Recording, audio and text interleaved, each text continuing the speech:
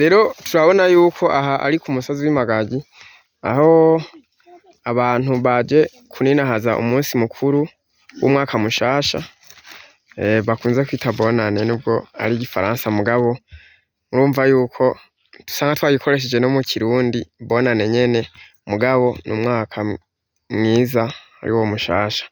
Rero twagerageje kwegera umwe muri bo kugira ngo atuyagire vyinshi bitandukanye n'imvo yoba yatumye baza kuninahaza uwo munsi mukuru bakawukorera kuri uwo musozi w'Imagazi. Narya musanzwe muzi yuko na chaine yacu yitwa Magazi in Burundi, rero ukaba ari umusozi uri mu gihugu c'Uburundi, mu komine ya kera ya Giteranyi ndetse intara ya Muyinga, ku mutumba aho twovuga uri ku mitumba ibiri w'Ikabira n'uwo muri Mihigo. Rero twamwegereye kugira ngo atubwire imvo n'imvano yatumye bahaza n'igituma bahari. Rero turabaramukije mugire n'ico mutuyagira. Yego cane murakoze. By'ukuri umutumba wa Magagi umutumba mwiza cane, umusozi twarawuryoherewe cane, urimwo ivyiyumviro vyinshi cane dushobora kuhakorera, nkuko mubona umunsi wa mbere tuza tuhashira ikivumu, tugomba kuhashira ibikorwa vy'iterambere vyinshi cane, twisunze ibi vy'igihugu cifashe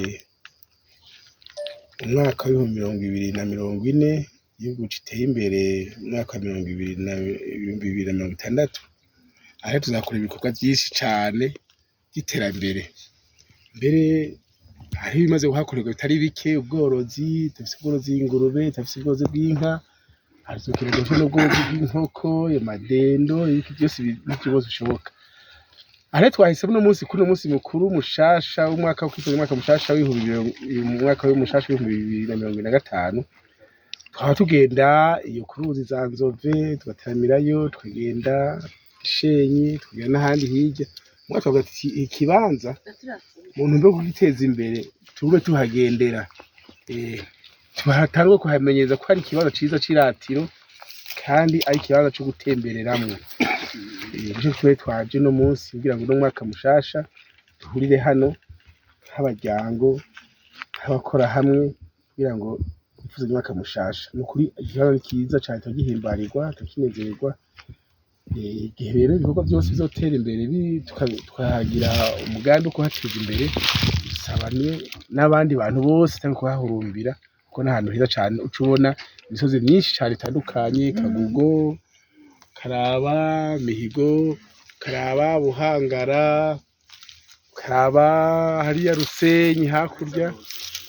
Ukuri n'ahantu heza cane hari imisozi, hakikijwe n'imisozi myiza itandukanye kandi urabona ko iteye igomwe, hasharije neza. Nuko rero bituma twaje guhimbariza uyu mwaka mushasha w'2025 uno munsi hano ku musozi Magagi.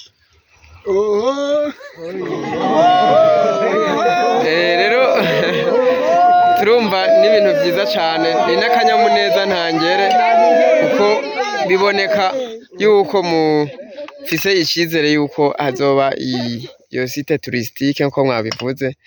Rero natwe ntitworeka kuvuga tuti nkuko tubibonye kandi tubisanze bimeze bahitabiriye, reka tugire ico cizere ko ivyo bikorwa bimaze kuba bikorwa ko izo ngenzi zizohashika zikabona ivyo vyiza bitandukanye, ndetse n'ubwo bworozi nkuko mwabivuze butandukanye, navyo biri mu vyoba bigize igituma ingenzi ziza kuraba ivyo vyiza bitatse iyo komine canke se uwo musozi ariwo witwa Magagi.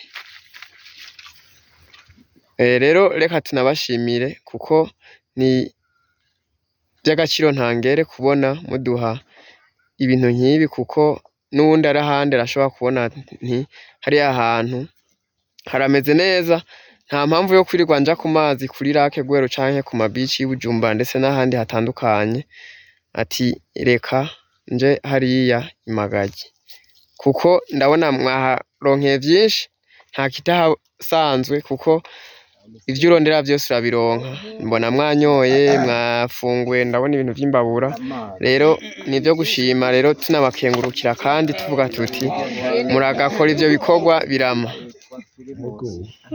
Murakoze. Murakoze.